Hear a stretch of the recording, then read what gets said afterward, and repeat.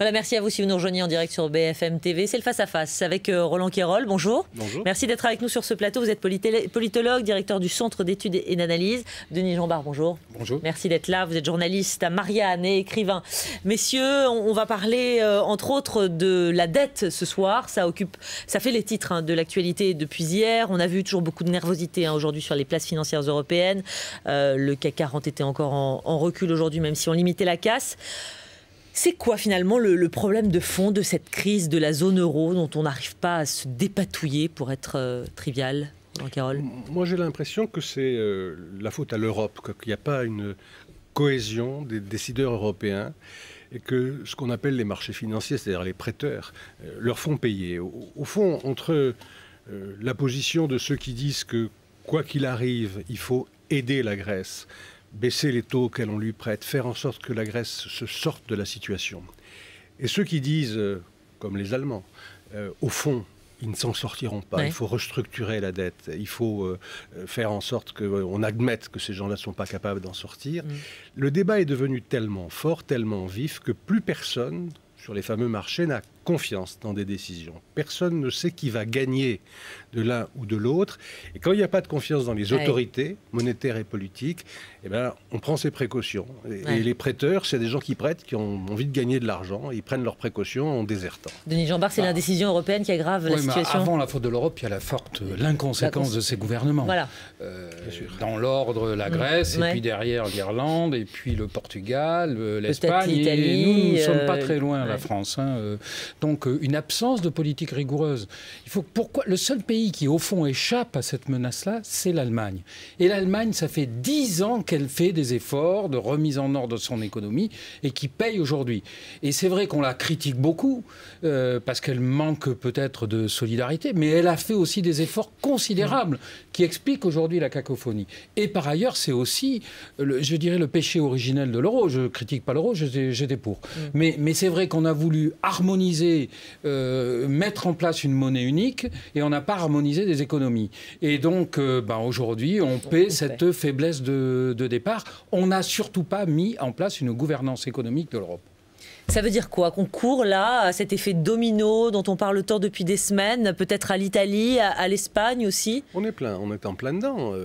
À l'Italie, à l'Espagne et puis demain à la France. L'Italie pourtant, personne ne résistera. Troisième puissance européenne, troisième pays le plus endetté et à contrario quand même gros pays, troisième puissance européenne. C'est précisément des moments dans lesquels les aspects monétaires l'emportent sur les réalités économiques. Les marchés, les fameux marchés, ils s'en fichent du statut économique, de la faiblesse structurelle ou de la force structurelle des économies. On voit simplement ces résultats. Je crois que Denis a raison de dire que tout ça vient du fait qu'au départ, seuls les Allemands ont été sérieux sur le plan financier. Très bien. Ils en ont bavé. Mais est-ce que le fait qu'ils en aient bavé et qu'ils ont donné des leçons à l'ensemble de l'Europe sans être entendus, est-ce que ça leur donne le droit aujourd'hui de continuer à avoir la position qu'ils ont? Non, je ne crois pas. Je crois qu'il faut que chacun fasse un effort, et les Allemands aussi, pour accepter que la solidarité, ça soit la renonciation. Alors ça, l'effort des Allemands... Non, mais le problème, c'est que la solution qui a été proposée par Trichet et par la France est aujourd'hui rejetée elle-même par les marchés financiers. Et par ailleurs, il y a toujours dans ces crises-là, il y a l'effet économique, mais il y a aussi l'irrationnel, et puis des marchés qui spéculent. Les marchés, ils spéculent. Et si on prend le cas de l'Italie, certes, c'est 122% de PIB de dette, mais c'est une dette qui est couverte pour 60% en interne, donc pas dépendant des marchés internationaux. C'est quand même un déficit budgétaire de 4,5, alors que nous, on est encore à quasiment 7. Donc il y a aussi une crise politique en Italie, une perte de crédibilité qui a accéléré la crise aujourd'hui. Et c'est pour ça que nous, on n'est pas non plus à l'abri de quoi que ce soit. Parce que si on a une campagne présidentielle un peu débridée, un peu démagogique, vous verrez, les agences de notation et les marchés financiers vont jouer contre nous très vite. Ça veut dire quoi justement? Ça veut dire que dans la campagne là qui se joue, il va falloir employer des termes qui font mal, on le sait. Il va falloir parler de rigueur, d'économie aux citoyens, aux ménages. Je crois que c'est un défi qui est lancé, en tout cas aux dirigeants des grands partis qui vont être candidats. Ils ne peuvent plus jouer comme s'il n'y avait pas le problème de la dette qui pèse sur nos économies. Ça veut dire que notamment les deux chefs de la droite et de la gauche, ils vont devoir là-dessus montrer aux Français qu'ils sont raisonnables et responsables. De toute façon, ils le savent bien. S'ils ne le sont pas, ça ne se passera pas comme en 81. On ne va pas leur donner un an. Là, on va les sanctionner. Le soir même, le lendemain de l'élection, la France va plonger. Donc, il y a un besoin de responsabilité et un devoir de vérité dans cette campagne très importante. Avant cette campagne électorale, il y a les décisions immédiates. Mais bien sûr, des décisions qui peuvent enflammer. Voilà. Et là, on voit bien qu'on n'est plus maître du jeu. La Grèce au premier plan, avec ce rendez-vous potentiel vendredi à Bruxelles. Il faut quand même dire qu'au-delà de l'Europe, c'est une crise du monde occidental. Parce que regardez la situation des États-Unis, avec un rendez-vous au 2 août. Si Obama ne boucle pas son affaire, alors là, je ne sais pas dans quoi on va se retrouver. Si vous cumulez la situation américaine et la situation européenne, on a une crise économique mondiale et on retrouve le scénario de 2008. Il n'y a pas un économiste qui croyait sérieusement, il y a 3 mois, qu'on pourrait échapper à une restructuration au moins partielle de la dette grecque. C'était une donnée qui était inscrite. On essaye de se battre à reculons sur des choses qui vont arriver. Et je pense que ce n'est pas comme ça qu'on donne confiance aux gens. Et après tout, c'est de confiance qu'il s'agit d'abord quand on parle des marchés. Juste pour finir sur ce sujet, avant d'aller sur l'international, et plus particulièrement la Libye, typiquement la Grèce, si on conclut là-dessus, il y a un an, on disait sortir la Grèce de la zone euro, ça paraissait complètement invraisemblable. Aujourd'hui, c'est une hypothèse qui a plus de poids, de résonance. C'est absurde, ça ne servirait à rien. Le problème, ce n'est pas de sortir la Grèce de la zone euro, c'est le problème de savoir quels efforts économiques on est en droit d'exiger d'un pays. Est-ce que ce qu'on a demandé à la Grèce, c'est tenable par rapport à une opinion publique? Est-ce qu'on n'est pas allé trop loin dans les conditions économiques? Est-ce qu'il ne vaudrait pas mieux accepter une partie de restructuration de la dette et de rester raisonnable sur ce qui est possible sur le plan social? Denis Jeanbart, pour conclure. Je partage ce point de vue. Alors, on va tourner une page et puis, si vous le voulez bien, on va revenir sur ce vote tout à l'heure à l'Assemblée. L'engagement français en Libye qui se poursuit. On est à 115 jours en Libye. Est-ce qu'on a d'abord les moyens de poursuivre, comme c'est le cas aujourd'hui, alors qu'on est en Afghanistan, même s'il y a un retrait qui a été annoncé par Nicolas Sarkozy? Moi, c'est un débat qui m'agace un peu, ce débat sur les moyens.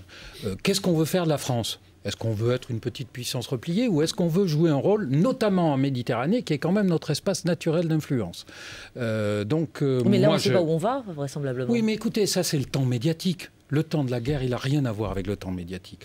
Les médias, jour après jour, demandent la fin de la guerre, ne comprennent pas pourquoi ça n'est pas terminé.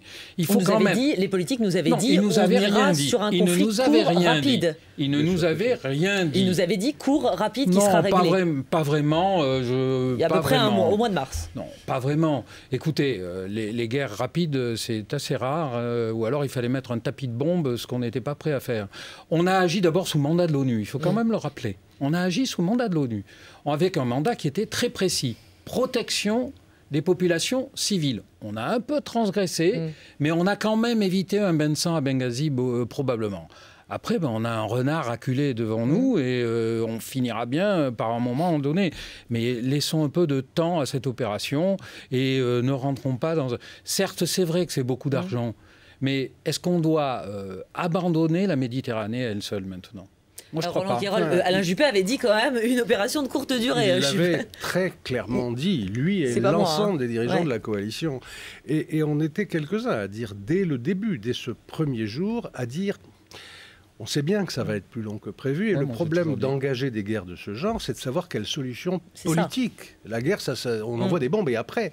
Et on sentait bien qu'il n'y avait pas l'amorce d'une solution politique pour la Libye dans la tête d'aucun occidental, pas plus les Français. Il y a quand même un Conseil national qui a été créé, Roland. Oui, mais est-ce qu'on connaît nos interlocuteurs? On a fait semblant de le reconnaître. On savait que le Conseil seul n'était pas la solution politique pour la Libye. On le découvre enfin 115 jours après. On se retrouve face à des printemps arabes et évidemment, d'abord, on a été pris de court par tout ce qui se passait dans ces pays. Donc, est-ce qu'il fallait qu'on les laisse livrer à eux-mêmes? Est-ce qu'il fallait n'intervenir qu'en Libye à ce moment-là? Pourquoi en Libye et pourquoi sans solution politique? On a quand même le sentiment d'une espèce de Mais c'est vrai qu'il y a une forme d'improvisation, une forme sans doute d'opportunité de la part de Nicolas Sarkozy qui a pensé sans doute en tirer un profit politique. Par ailleurs, sur le fond, qu'est-ce qu'on dirait aujourd'hui si Kadhafi avait fait 150 000 morts à Benghazi? Comment on se regarderait dans la glace aujourd'hui? Mais c'est toujours en faisant de la politique fiction qu'on a les Non, mais c'est pas de la politique fiction. Mais on sait bien que c'était ce qui était en train de se passer. Enfin, c'est ce que nous raconte la propagande occidentale. On n'a pas vraiment vu ça. Et on ne voit pas aujourd'hui ce que l'intervention occidentale a réellement changé aux cartes en Libye. C'est quand même grave, comme aujourd'hui le bilan n'est pas bon. Mais je ne dis pas que le bilan n'est pas bon, mais l'affaire n'est pas terminée. Non. Voilà. L'affaire n'est On pas verra terminée. bien. Regardez justement... le temps que ça a pris en Côte d'Ivoire. Regardez le temps que ça a pris en Côte d'Ivoire. Là aussi, on voulait que ça soit réglé en 15 jours. Mais si, mais le problème des médias, c'est qu'ils ignorent le temps. C'est pas le problème des médias. Mais si, c'est pas le problème des médias, c'est le problème de la solution politique. On est devant la même situation en Afghanistan où on s'aperçoit qu'il y a plus on ne sait plus où aller. Sur le plan de la sécurité, rien n'a changé pour la population. Sur le plan économique, rien n'a changé pour la population. Et on se dit finalement, on va peut-être s'en aller. Si c'est ça, faire des guerres en annonçant la démocratie et le mieux vivre, et quand on est capable de rien, de replier bagages, franchement... Donc il faut laisser les tyrans à l'œuvre. Non, c'est pas ce que je dis. Et au contraire, je crois que ce sont les mêmes qui ont laissé les tyrans à l'œuvre dans tous les pays du monde depuis 25 ans. Je sais bien, nous avons reçu M. Bachar el-Assad à Paris en 2009. Donc si on décide de s'y mettre, on ne se contente pas simplement d'envoyer une canonnière. On se demande avec qui on joue politiquement. On n'est pas les seuls, de toute façon. Ah, malheureusement, on est en bonne compagnie. Je tiens quand même à rappeler qu'on agit sous mandat de l'ONU. Oui, enfin un mandat de l'ONU qui a été largement transgressé. Le mandat de l'ONU ne prévoyait pas le départ de Kadhafi. Bon bah on va s'arrêter là, messieurs. Ça aurait pu être beaucoup plus long puisqu'effectivement, vous avez des choses à dire. Je pense qu'on va... On est tellement d'accord sur la dette. on y reviendra puisqu'a priori, on n'est pas au bout de nos peines, effectivement, en Libye. Donc vous reviendrez en parler sur ce plateau avec plaisir. Merci à vous, Roland Quérol. Merci à vous, Denis Jambard. Il est 19h50. Restez avec nous sur BFM TV. Dans un instant, c'est le QG de 20h avec Thomas Soto, bien sûr. À demain.